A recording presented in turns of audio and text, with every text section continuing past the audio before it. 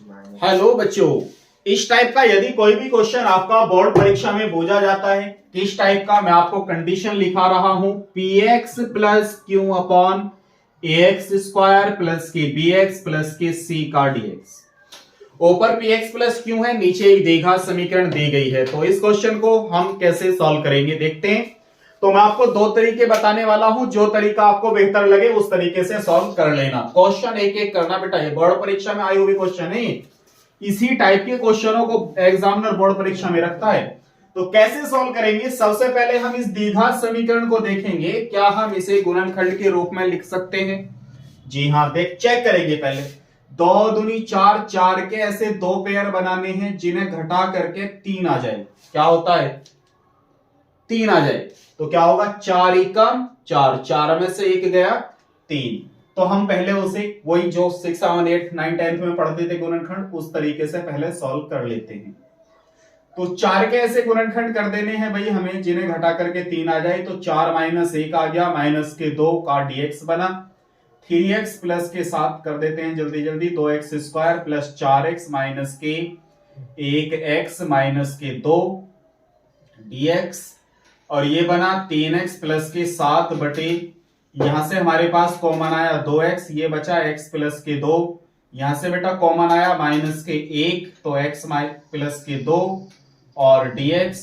और ये बना बेटा 3x प्लस 7 बटे x प्लस के 2 और 2x माइनस के 1।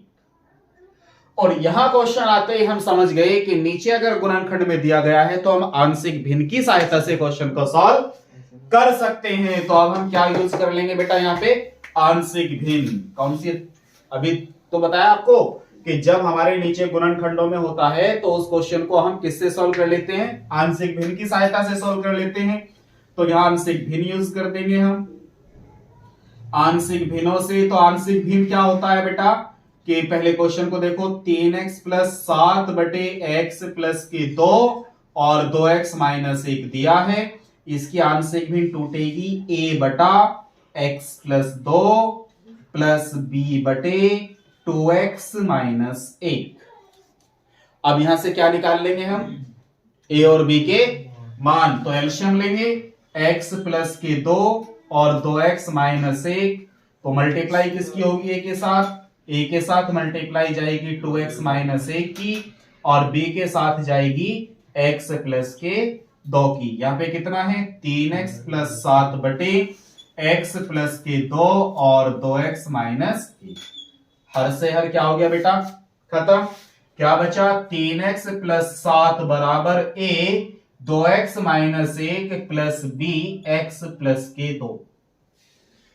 a और b के मान निकालने के लिए मैंने आपको बताया था कि जो a के इनटू में है, यदि वहां उसे 0 रख करके b का मान आ जाता है तो 0 रख लो उसे। तो हम यहां क्या काम करते हैं, हम यहां यदि कर लेते हैं कि यदि 2x माइनस 1 बराबर 0 है तो x बराबर कितना होगा बेटा, 1 बटा 2 होगा। x बराबर कितना होगा, 1 बटा 2 होगा। x का मान 1 बटा 2 होगा तो यहां पुट करेंगे। अब ध्यान से देखो, कहां, यहां पे ये पूरे इक्वेशन में हम x की वैल्यू 1 बटा 2 पुट करेंगे। 3 गुना 1 बटा 2 प्लस 7 बराबर, ये क्या हो गया बेटा, 0 प्लस b।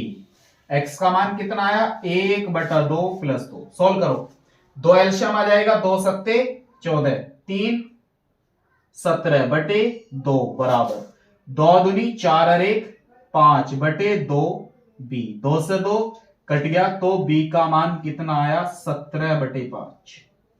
b का मान कितना आया बेटा, 17 बटे 5। थोड़ी कैलकुलेशन यहां देख लेते हैं। यदि x प्लस 2 बराबर 0 है, x प्लस 2 बराबर क्या है, 0, तो x बराबर कितना होगा बेटा, माइनस के 2 होगा। दिख नहीं रहा होगा, यहां देखो बेटा, x प्लस के 2 बराबर 0, तो x बराबर कितना होगा, माइनस के 2 होगा। x का मान माइनस 2 होगा तो यही तो मान रखना है, रख दो माइनस के 2 यहां पे b का मान निकालने के लिए। तो ये बना बेटा हमारे पास में 3 गुना माइनस 2 प्लस 7 बराबर a, 2 गुना माइनस 2 और माइनस में कितना है 1, और ये क्या बन गया बेटा, 0। ये क्या बन गया, 0। सॉल्व करो, 3 दूनी 6, 7 में से 6 गई, कितना बचा बेटा, 1, 2 दूनी 4 माइनस के और ये बना माइनस के 5 ही, तो a का मान कितना आ गया -1/5। क्लियर बात समझ में आ गई। a और b के मान उठा करके कहां रख देंगे हम, जहां हमने आंशिक भीर बनाई थी इस समीकरण में। इसे समीकरण नंबर मान लेते हैं 1। देखो बेटा आगे कि यह है हमारे पास में 3x + 7 बटे x + के 2 और 2x - 1। a और b के मान निकालने के बाद क्वेश्चन बहुत इजी हो जाता है। अब बस हमें a और b के मान उठा करके इस समीकरण में रख देने हैं। a का मान कितना आया -1/5, तो -1/5 बटे में क्या है हमारे पास x + 2। इधर समाकलन का चिन्ह लगाया है, इधर भी समाकलन का चिन्ह लगा लेंगे। और b का मान कितना है हमारे पास, b का मान है 17/5, तो +17/5 और बटे में कितना है हमारे पास 2x - 1। क्लियर बात समझ में आ गई बेटा। तो इसका सॉल्यूशन समझ में आ गया। अब क्वेश्चन को आगे बढ़ते हैं। ऊपर से -1/5 बाहर आ जाएगा, तो ये बना 1/x + के 2 का dx। 17/5 बाहर आ जाएगा, कांस्टेंट है, तो ये बना 2x - 1 का dx। आप जानते हो 1/x + 2 का समाकलन क्या होगा, log x + 2 होगा, क्योंकि x के इंटू में 1 है। अगर हम इसे t भी मानते तो dx = dt ही आता। इधर चलो, प्लस में कितना है बेटा 17/5। इसका डिफरेंस इंटीग्रल करेंगे तो क्या होगा, क्योंकि x के इंटू में बेटा 2 है, तो वो चला जाएगा अपॉन में। तो पहले तो आया बटे 2 और फिर ये क्या बन गया 1/t log t, तो ये बना log 2x - 1 और प्लस में एक कांस्टेंट लेते थे समाकलन नियतांक c। आगे बढ़ते हैं बेटा, ये आया -1/5 log x + 2 प्लस 17 एकम 17/5 दूनी 10 log 2x - 1 प्लस c, और यही क्या छोड़ देंगे हम इसका फाइनली आंसर। तो क्वेश्चन आपको बहुत अच्छे से समझ में आ गया होगा।